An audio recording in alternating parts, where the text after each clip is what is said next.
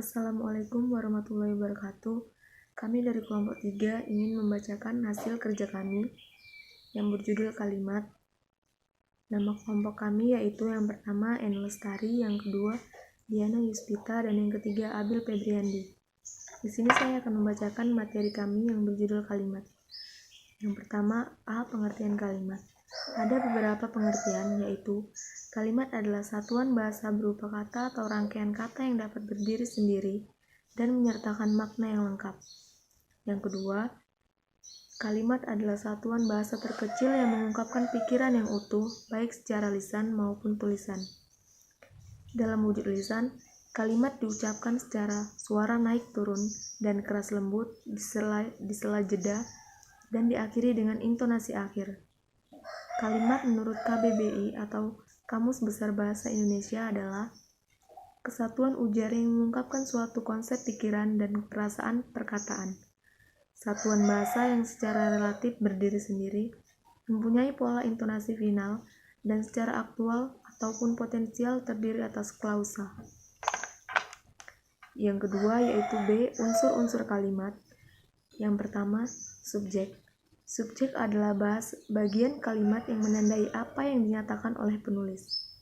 Subjek dapat berbentuk kata benda, prasa kata benda, atau kata kerja.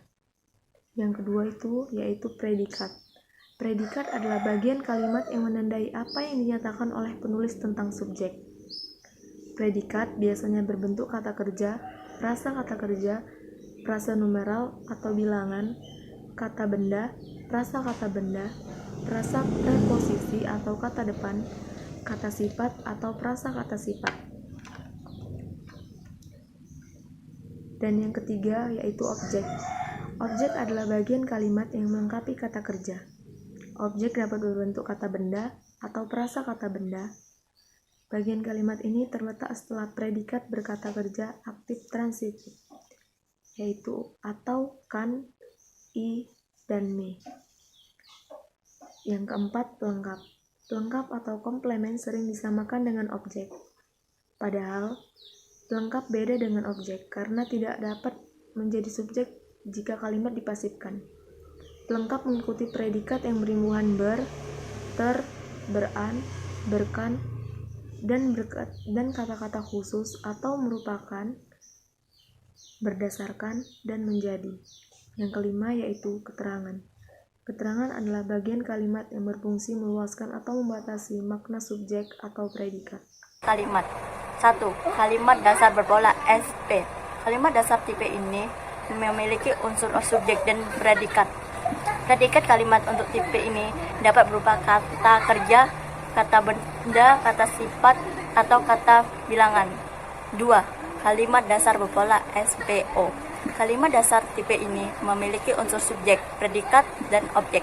Subjek berupa nomina atau prasa nominal, predikat berupa verba transitif, dan objek berupa nomina atau prasa nominal. Jenis-jenis kalimat. 1. Berdasarkan pengucapan. A. Kalimat langsung. Kalimat langsung adalah kalimat yang secara cermat menirukan ucapan orang. Kalimat langsung juga dapat diartikan kalimat yang memberitakan bagaimana ucapan dari orang lain atau orang ketiga. Kalimat ini biasanya ditandai dengan tanda petik 2 dan dapat berupa kalimat tanya atau kalimat perintah. B. Kalimat tak langsung. Kalimat tak langsung adalah kalimat yang menceritakan kembali ucapan atau perkataan orang lain.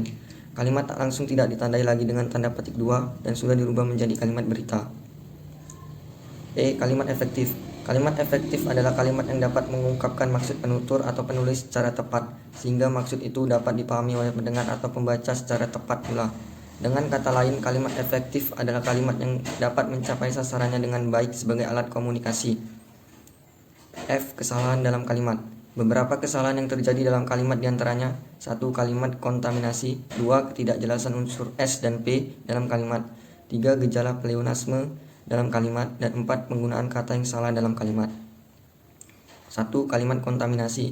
Kalimat kontaminasi atau kalimat rancu adalah kalimat yang kacau susunannya, namun kekacauan susunan kata dalam kalimat itu sifatnya khas. Dikatakan khas karena adanya pembentukan satu kalimat yang kurang tepat dari dua kalimat yang benar, sehingga gagasan kalimat menjadi kabur atau tidak jelas. 2. Ketidakjelasan unsur subjek dan predikat dalam kalimat. Pada sebagian kalimat yang tidak jelas unsur S dan tidak memiliki unsur P, akan membuat ketidakefektifan dan hanya memiliki unsur lain seperti O dan keterangan. 3. Gejala pleonasme dalam kalimat.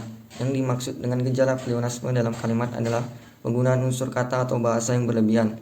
4. Penggunaan kata yang salah dalam kalimat. Beberapa penggunaan kata yang salah dalam kalimat diantaranya: A. Penggunaan kata kalau yang salah, B. Penggunaan kata di yang salah, C. Penggunaan kata daripada yang salah, dan D. Pengulangan kata. Sekian presentasi kelompok kami. Atas kekurangannya kami mohon maaf.